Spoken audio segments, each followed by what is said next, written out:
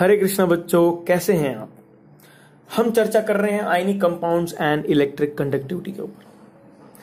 तो let's start. अगर हम देखेंगे NaCl जो कॉमन सॉल्ट है, जो आप घरों में कॉमन यूज होता है रेगुलर बेसिस पे, अगर आप उसमें ट्राई करेंगे कि देखेंगे यार वो इलेक्ट्रिसिटी को कंडक्ट करता है कि नहीं करता है, वो इलेक्ट्रिसिटी को कंडक्ट नहीं करेगा। क्यों? क्योंकि उसके अंदर जो पॉजिटिव और नेगेटिव आयंस है वो फिक्स्ड है उस सॉलिड के अंदर।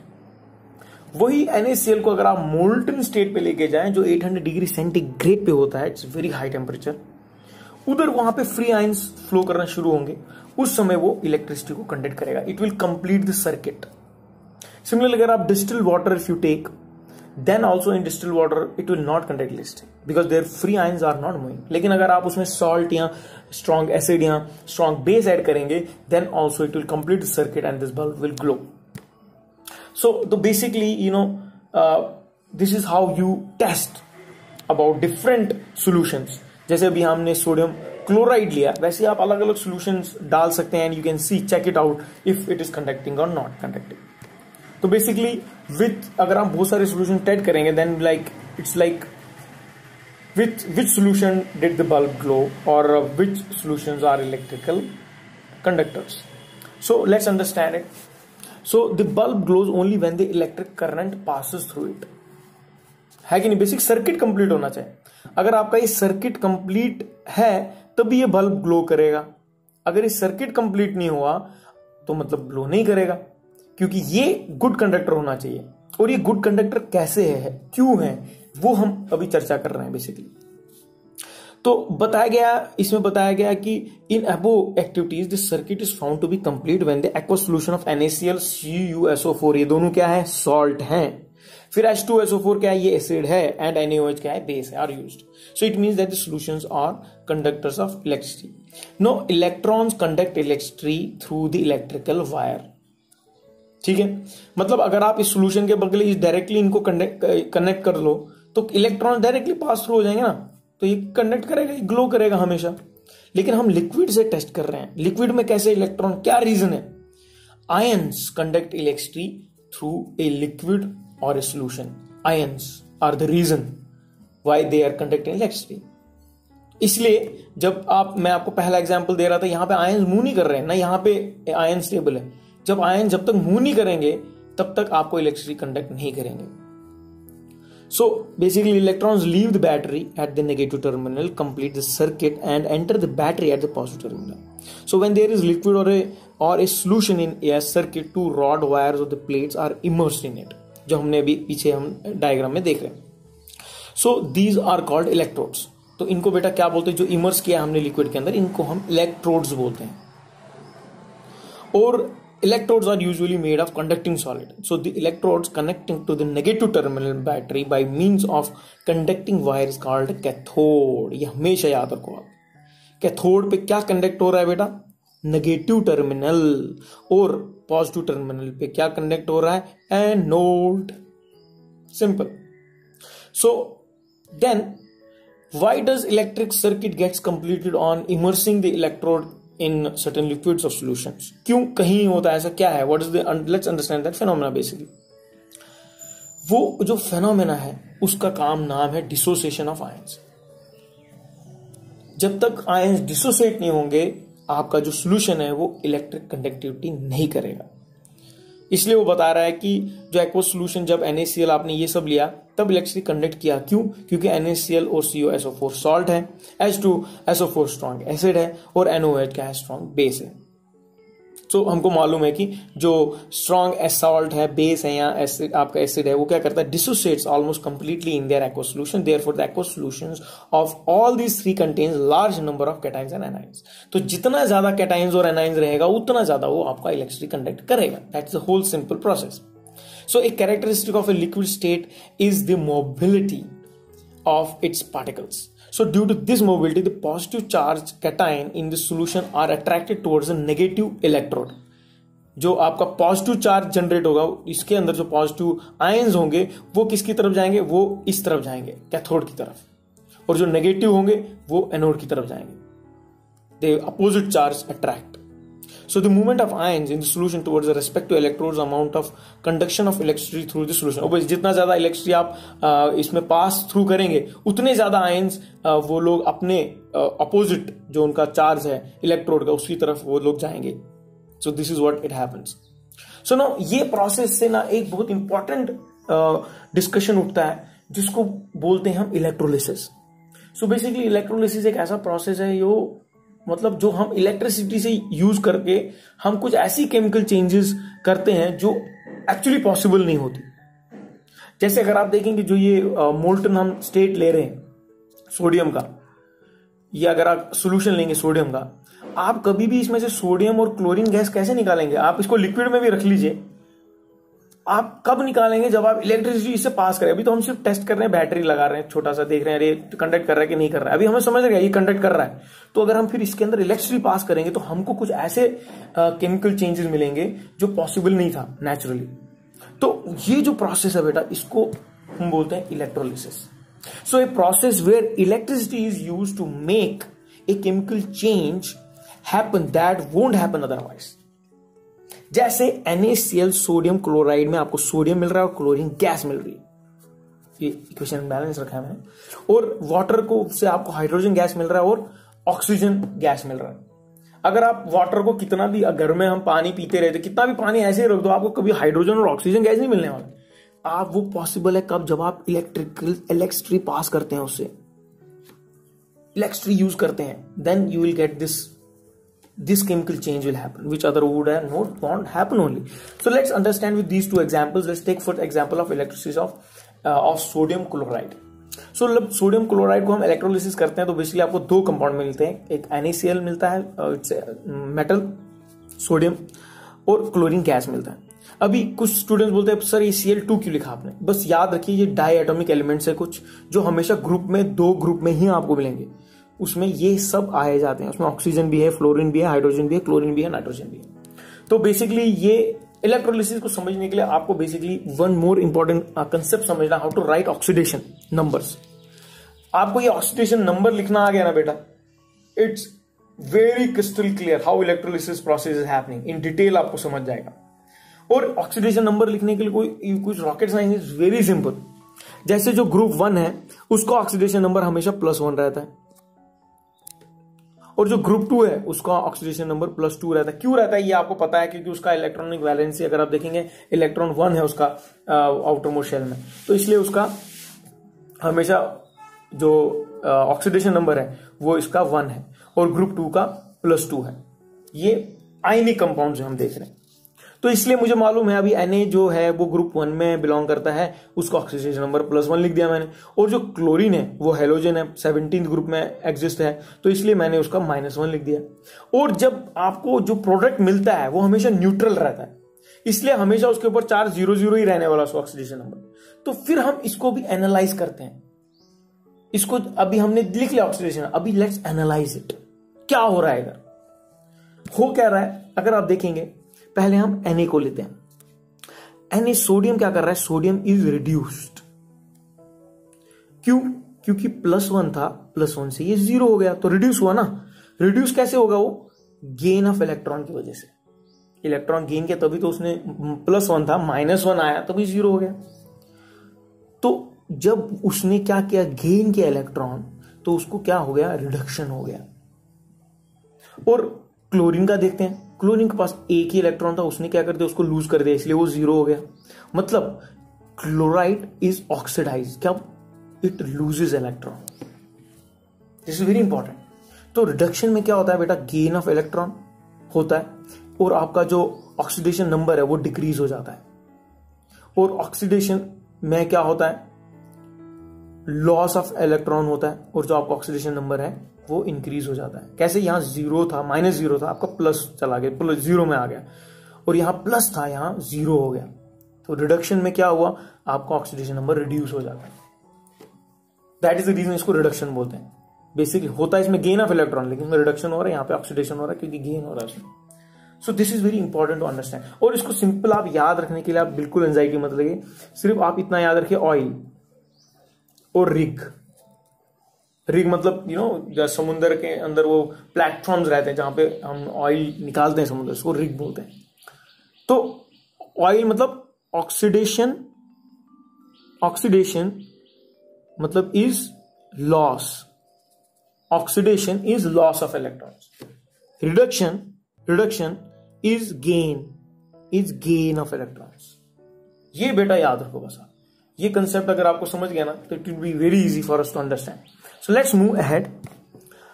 नो अभी अगर आप देखेंगे ये जो प्रोसेस हम देख रहे हैं, अरे ये एक इलेक्ट्रॉन इसने गेन किया, इसने लॉस किया, ये प्रोसेस तब तक नहीं होगा जब तक हम इलेक्ट्रिसिटी इसको प्रोवाइड नहीं करेंगे। This process does not happen on own, it is not spontaneous, नहीं होता है। इसको आप मोल्टन स्टेट में लाना है और फिर इलेक्ट्रिसिटी पास करेंगे तो the electrical energy from the battery can force this to happen. अभी कैसे होता है, क्यों होता है ये?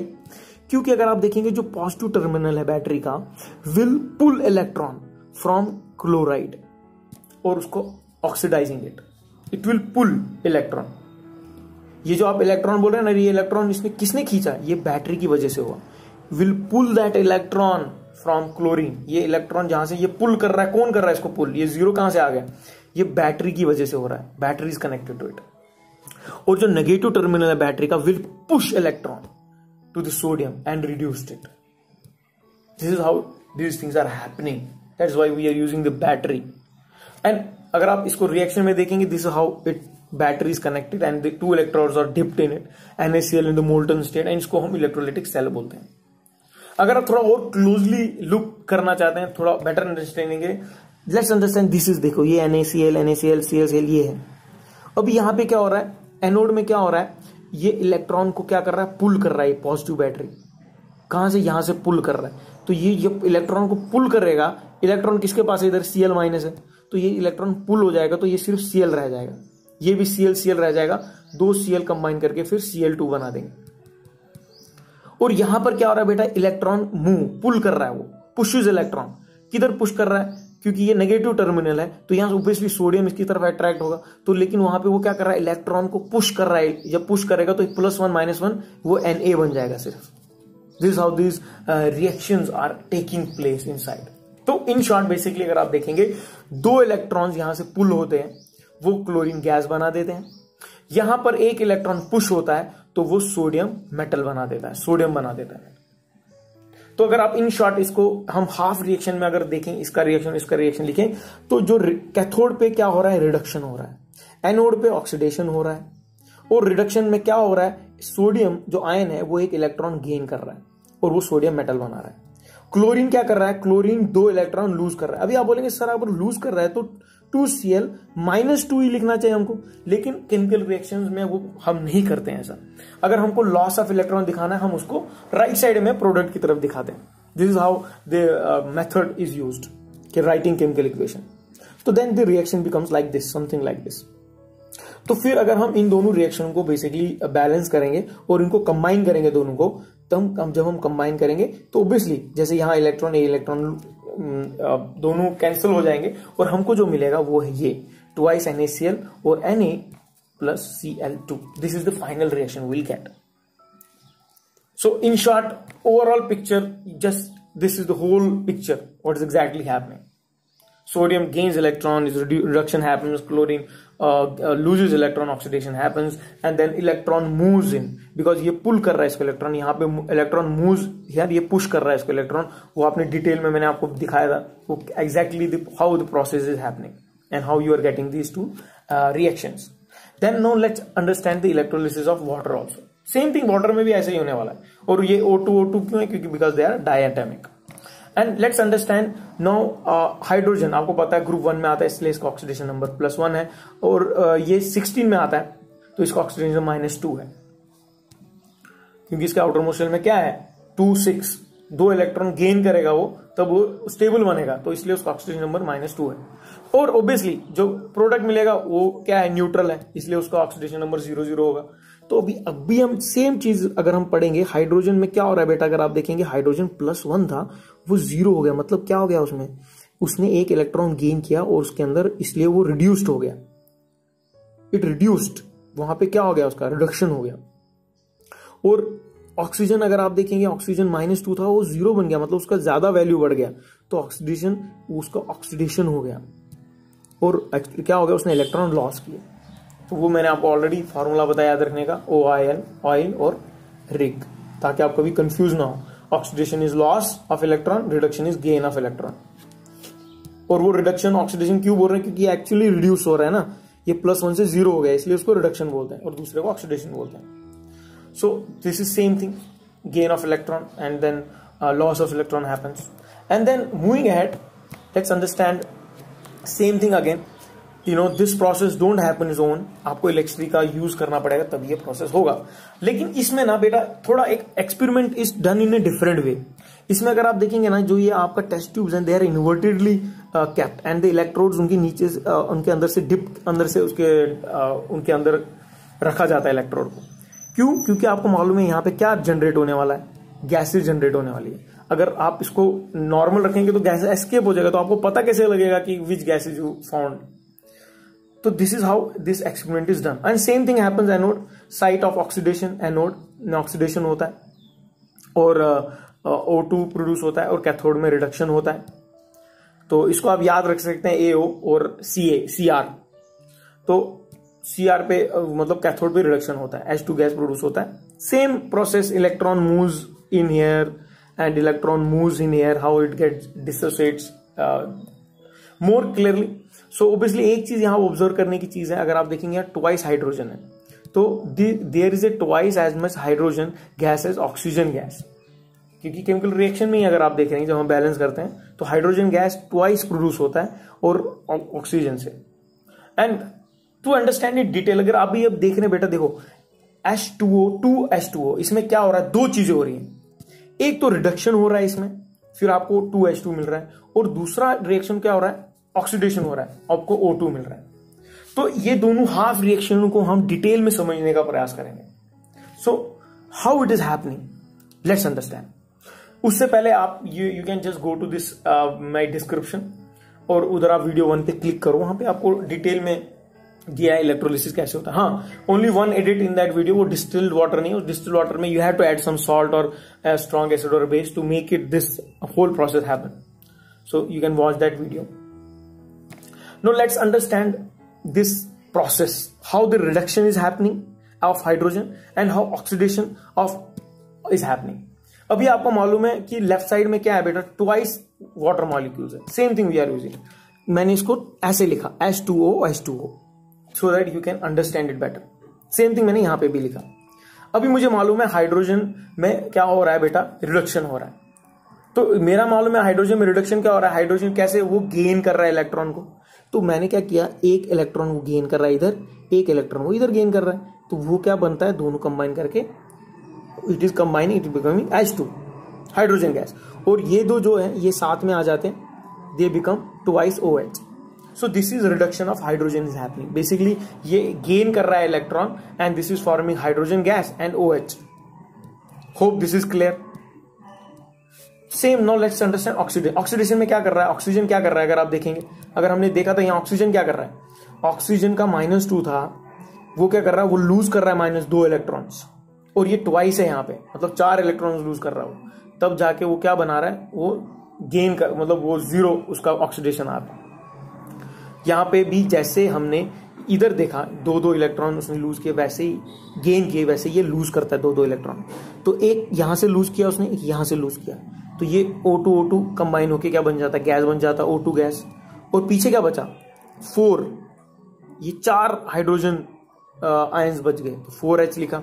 और दूसरा सिंपल, यहाँ पे 2 इलेक्ट्रॉन इसने लूज किए, तो हम उसको राइट साइड में लिख देते हैं, +4 इलेक्ट्रॉन उसने लूज कर दिया। I hope you understand.